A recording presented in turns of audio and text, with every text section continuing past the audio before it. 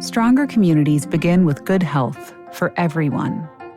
You're listening to the Good Health, Better World podcast, where we bring experts together to discuss issues that affect your body and mind.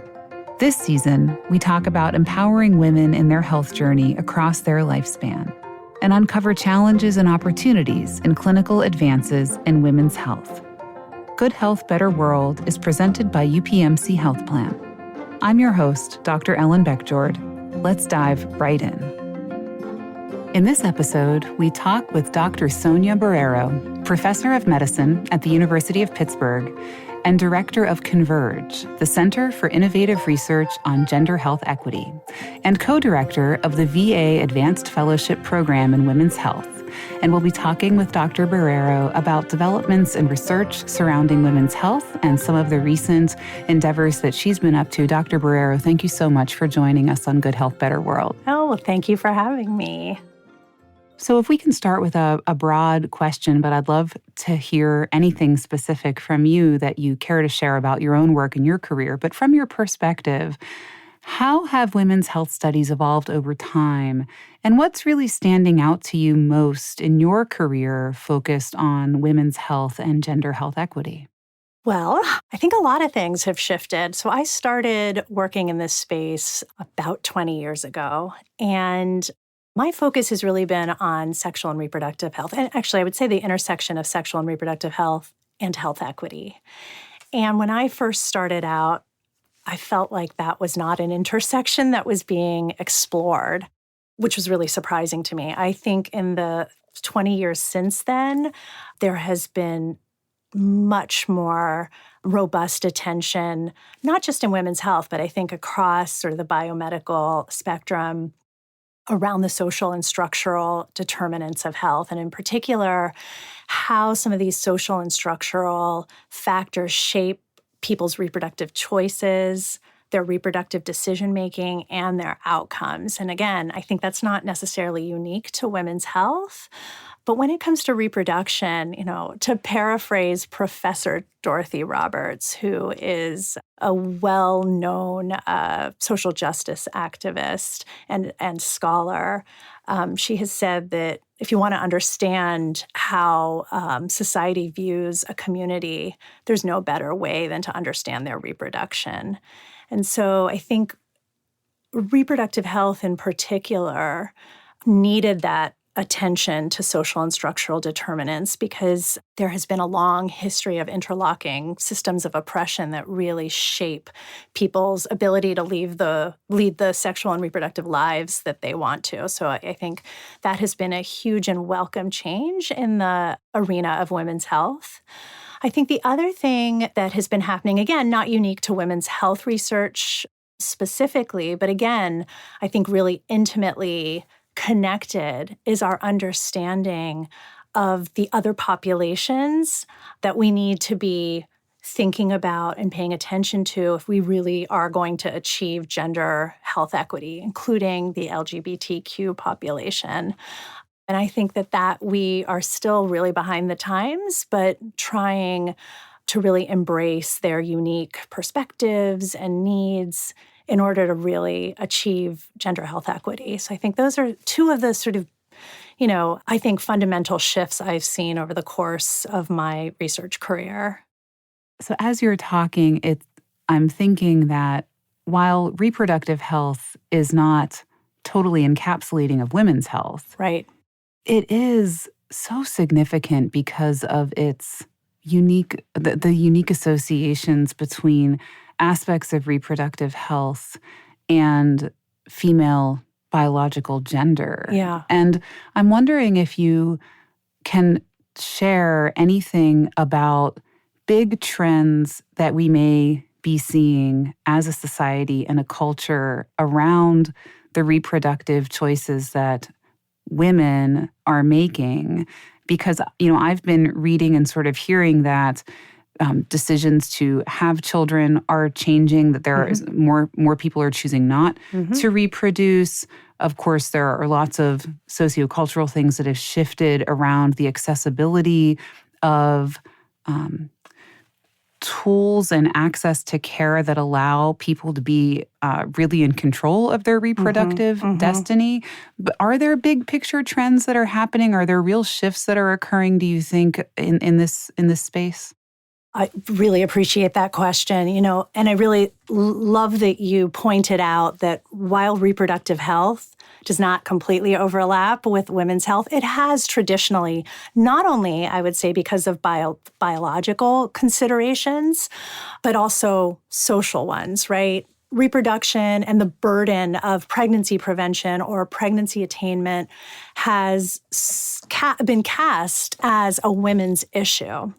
So I do want to say that, that was one of the reasons that we changed. Our center originally was called the Center for Women's Health Research and Innovation, and we changed it in the last year, again, to I think reflect some of the trends that I had talked about earlier, but also in an attempt to advance this notion that sexual and reproductive health should not be a gendered issue, right? And again, traditionally, I will first say that controlling people's reproduction has been a long-standing way of enacting both racial and gender oppression. And so we have all sorts of interesting and concerning and problematic sociocultural issues with regard to reproduction and specifically women's reproduction. We are moving away from that gendered, or we're at least trying to move away from that gendered, a very normative gendered responsibility for pregnancy prevention, pregnancy attainment, so that there is more universal and mutual responsibility, care, nurture. I'm seeing that as a trend, and I think it's harder than ever because of some of the developments that we've seen in the last year around reproductive health access, which again has recast all of these issues as a women's health issue. And really, I think this is a much broader societal issue and, frankly, a public health crisis that affects all of us: women, men, non-binary folks, children, older people. I think, we are still trying to understand the far-reaching impact that abortion restrictions are going to have on our society. And I think, that's a really active area of research for us. Those are always the most fascinating and hardest to see, those sort of consequences that are so many moves down the chessboard, Yes. or the way that population dynamics changing will have an effect down the road. So appreciate your pointing that out. I would love to hear from you an overview of some of either the research that you have recently been or are currently engaged in, or some of the professional endeavors that you've most recently been engaged in, and if we could hear a little bit about what those have included. Yeah, I would love to talk about it. Well, I'm just coming back from a year where I got to serve as the Chief Medical and Scientific Advisor at the U.S. Department of Health and Human Services in the Office of Population Affairs. The Office of Population Affairs, or OPA, is the federal entity that oversees the National Family Planning Program. So while in this role, I was doing a number of things, including overseeing the overhaul of the clinical guidelines for family planning care. So that was already, slated to happen prior to Dobbs, and we've had to shift and sort of rethink how we can ensure equitable access to reproductive health care services. So I got to work there, and that has been an incredible experience. I'm back now at Pitt, where as you mentioned, I direct Converge, and I'm picking up where I left off, which, I do a number of projects. I'm working on a number of projects. So one of them is at the VA. So working to ensure both contraceptive and now abortion care access for women veterans.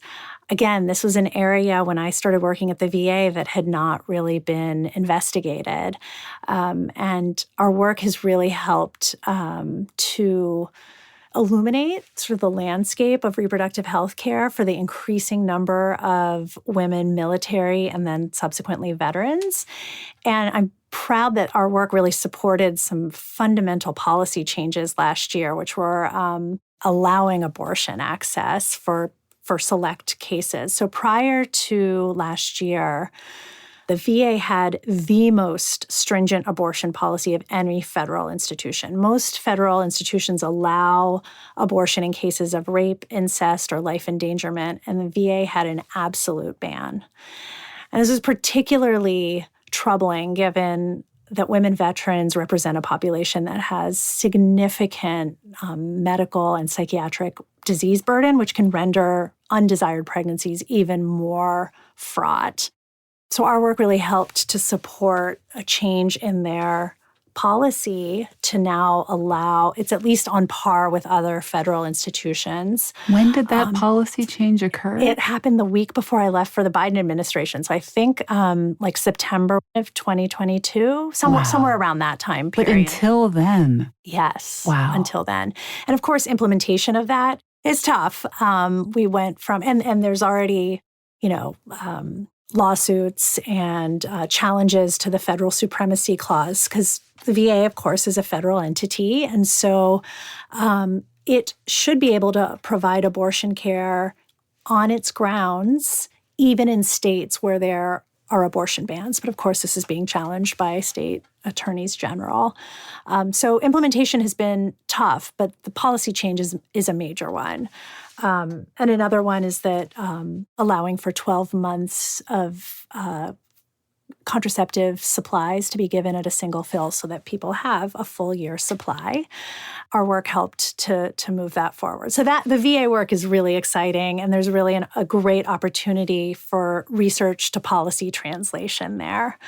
The other pieces I'm working on is sterilization, understanding and supporting people's decision-making. So we do a lot of work around counseling and supporting informed value concordant decision-making, even shared decision-making around contraception. So we have, at Converge, we actually have a whole division that is dedicated to femtech solutions.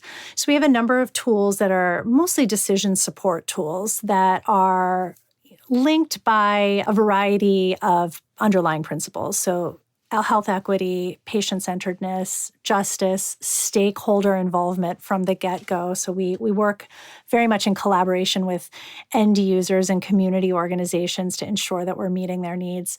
And then finally, reproductive autonomy, I think, is one of the most sort of central tenets of our work, that we are here not to produce any preconceived public or clinical outcomes, but rather support people's own self-determination of what they want in their sexual and reproductive lives. So we have a number of those kinds of tools and do a lot of work in that space.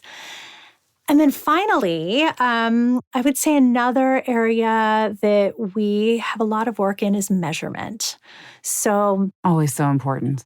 As we keep moving towards and progress, I would say progressing towards these models of autonomous, patient-centered care, our measures are lagging far behind, right? In research, we're still sort of stuck on using either hard clinical outcomes that are incongruent with what people want in their sexual and reproductive lives, or are using ones that I think have been really imbued or are imbued with white middle-class norms that don't necessarily fit, everyone's sort of desires. So an example of that is in our field, for a long time, unintended pregnancy and teen pregnancy were sort of the main outcomes or metrics by which we could gauge our success, our social success in public family planning efforts. What we've learned is that, in fact, neither teen pregnancy or unintended pregnancy are necessarily catastrophic for everyone. And there are times that unintended pregnancies are welcome, happy surprises. So how do we, in fact, develop and utilize measures that are more accurate and representative of people's structural realities and what they want for themselves. And so that is really tricky. Yeah. Oh, I bet. But we are building a portfolio of new patient-centered measures that we hope can be used in a variety of settings, not just research, but public, epidemiologic surveillance, clinical outcomes, that kind of thing. So we're recording really close to the time when the announcement has come out about the availability of over-the-counter birth control pills. Yeah. And I believe you had played a role in advising some of that policy. Of course, there are other over-the-counter contraceptives, but I'd love to hear your thoughts on it, the work that you've done around that. But when you were talking about measurement, I'm wondering if this does create any measurement challenge around the fact that there will be no more claims data to represent all biologically female healthcare consumers who are choosing to use a birth control pill. And now that won't be trackable in the same way, which is not to say that it should have had any bearing on the decision, but does that create a measurement challenge that didn't exist before, at least as far as that contraceptive method is concerned? Absolutely. In fact, we were just talking about it last week. Because I was just thinking that, are there databases that are going to allow us? I'm wondering if IQVIA, for example, would allow us to get some information. So we have to figure that out. Similarly, there are so many challenges around data collection in this space in general. And so another area that I'd love to talk about is the impact of the Dobbs decision. Prior to Dobbs, our best estimates indicated that about 1 in 5 pregnancies every year end in an abortion. So given the ubiquity, really, of abortion need and the profound social, economic, and health consequences of being denied abortion care when needed, and that's really been illuminated by the landmark Turnaway study, I really think that Dobbs is probably among the most monumental U.S. health policy decisions ever, and we have to urgently evaluate its impact. How to do that is incredibly challenging. Again, from a measurement standpoint, abortion has been systematically excluded from both public and many private insurers, and so can't use claims-based data to even understand incidence, and nor can we use it now. What the big question is, who among those who need or want an abortion, who is able to get it or not get it? And we were never even able to capture the who was able to get it. Now it's even more challenging given how, not just how stigmatized abortion is, but also it's now criminalized. How are we going to be able to determine who is and is not able to get a needed abortion? And so a lot of this work relies on survey data. And I think that is the type of work we're going to have to use to also collect information about over-the-counter access. And, from a reproductive justice standpoint, we really do want to open up the avenues in which people are able to get the contraceptive and reproductive health care they need, right? In many ways, we've over-medicalized sexual and reproductive health care. And I think to rectify that, we really do need to work on ensuring that people can get care both inside and outside of the healthcare system in a safe and effective way. And so I really obviously applaud the over-the-counter, but you're right, it brings up challenges in terms of how are we going to track usage. But I think we'll just have to, we are already innovating study design around the Dobbs decision. And so this will be another one. We welcome these kinds of changes in terms of, expanding access. And we're just going to have to evolve our study designs to ensure we can capture it. 2 quick follow-up questions. One is, are you aware of, when I'm sure there are more than these 3, but when I think of like the big national surveys, like the Behavioral Risk Factors Surveillance System, National Health Interview Survey, National Health Examination, and HANES, are they preparing to potentially include content questions that would cover some of this if they haven't already. And the other follow-up question is, you mentioned the landmark Turnaway study. Yes. I'd love to hear a little bit more about that. So the Turnaway study, and there's a book and multiple publications. Diana Green Foster was the principal investigator out of UCSF and just designed a brilliant study to really understand the short and long-term consequences of being denied abortion care. Prior to her time, the control groups of abortion studies was always very flawed because it was often comparing people who didn't want an abortion to people who did.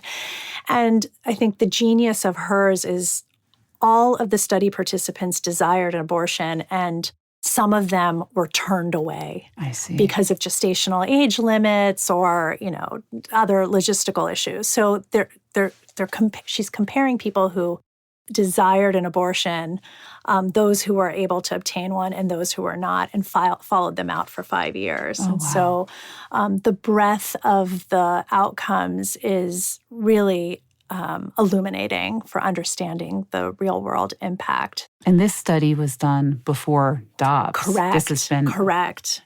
So there is now like a Turnaway 2.0 trying to assess the impact of Dobbs, but as far as I know, nothing has been published yet from that. So thank you for raising the question about the publicly available data sets. The big one, BRFIS certainly has a family planning module.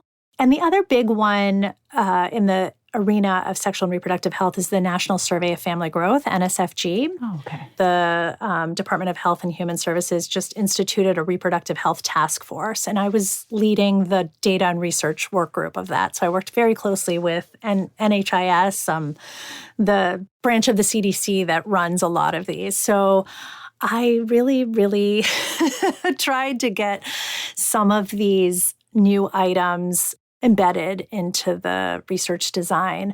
Unfortunately, it takes years to get, it's just a very slow process.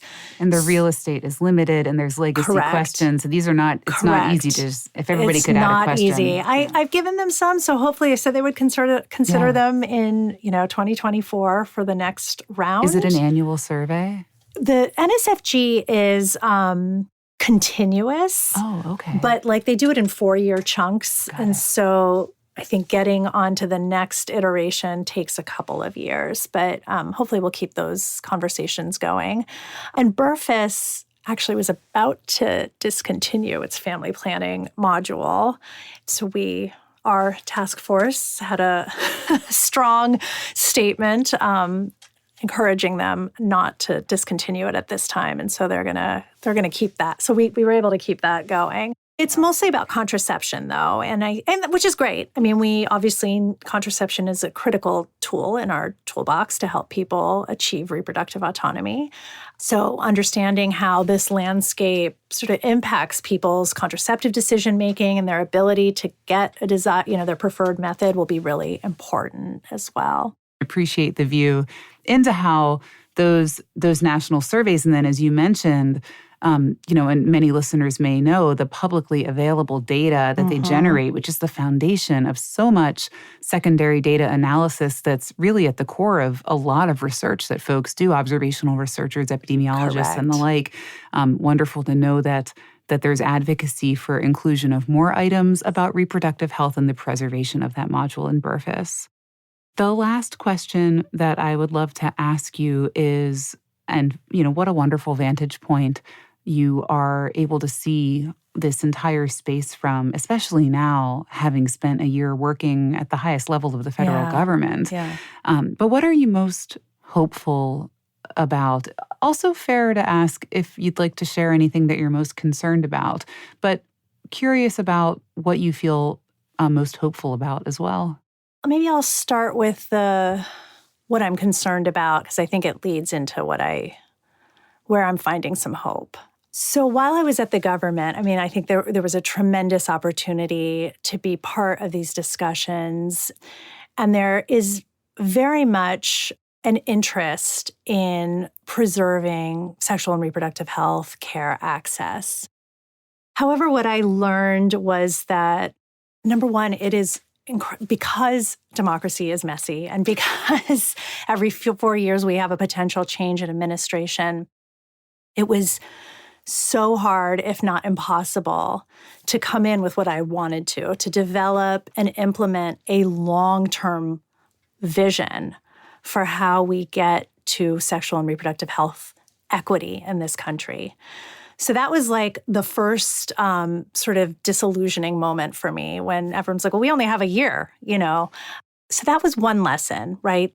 And while that was sort of a disappointing lesson for me while I was there, it really honed my appetite for coming back to my academic position because I realized that it actually takes all of us. And I have a small lane, right? I realized that I love research, that research to policy translation is sort of, that's where my passion does lay.